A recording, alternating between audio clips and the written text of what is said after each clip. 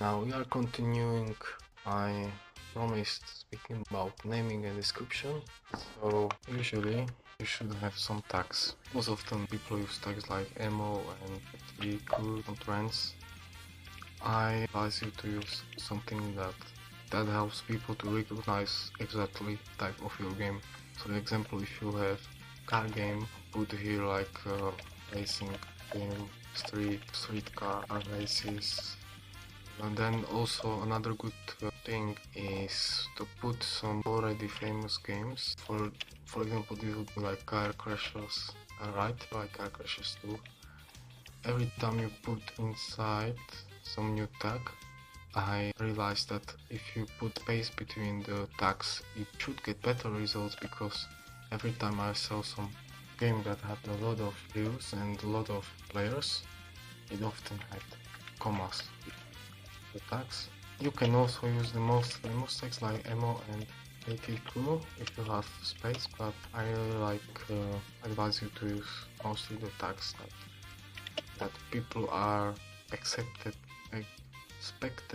to search for when looking for type of your game.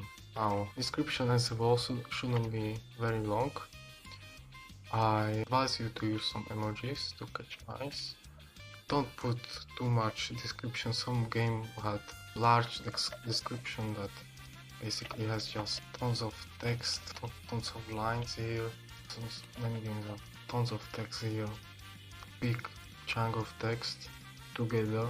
What I advise you to do, try to keep the lines as short as possible and divide them by spaces like this. Basically, maybe you have some two most important things, or race with cars, something.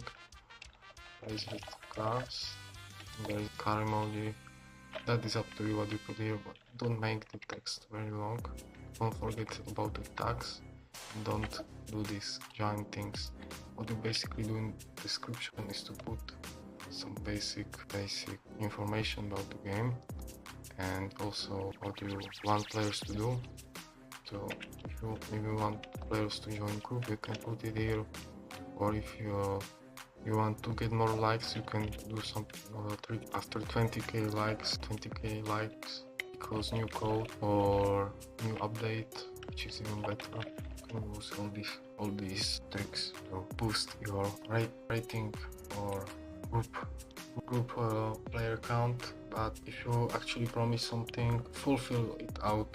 Don't lie about it, because then you can get some backlash if you lie. Now, about the names, don't make it very long again. Now, another thing to note is put some name that actually will help your game to be searched, not very generic name. If you would have some car racing game, then there are already millions of games like that. So another example would be Car Crashers. That game already exists, so unlucky. Car Crashers car. Some name that is rememberable. Another trick creators use is that they put an update in your. One trick that I figured out is putting red emoji here in the name, because red catches eyes. So I put red emoji first or somewhere here. Or orange is also great, yellow is also great. White is great for people that use black modes, and black is great for white users. There is more black users as far as I'm aware of what it is up here, basically. Now this is everything about description and naming. We will speak about icons and thumbnails later. I will give, before I close it down, I don't know why I wanted to close it already. Let's get to example of one of my games. So here I am basically saying to players that they will actually get the items they will purchase. It's very important. If something is not clear, make it clear. Some things that would be possible to cut down yourselves, make sure players know how it is in fact. Now here we see, this is very specific for outfit games, but why I have this here is basically because you can wear more accessories, and when people think they can only wear 4 accessories, it might stop them from buying more from me. So this is why I have it here. It is basically the two most important things. So it is up and it is with caps lock. Yeah, caps lock is also very important thing, very important marketing thing. Don't overuse caps lock, put it only on the important stuff. Now this is like some branding. Branding is also useful, but it is more complicated. You can read some books on branding. I'm not expert in branding at the moment, so unfortunately I cannot speak about it very much. Here I am saying like we are still updating our games. People like when you update your game, and these likes are from angry girls. It basically means if you put this like angry girl, so less likely if someone reads this, you less likely he will put dislike because he doesn't want to be angry girl, he wants to be angry girl. Maybe you want to be pretty girl but not angry girl, right?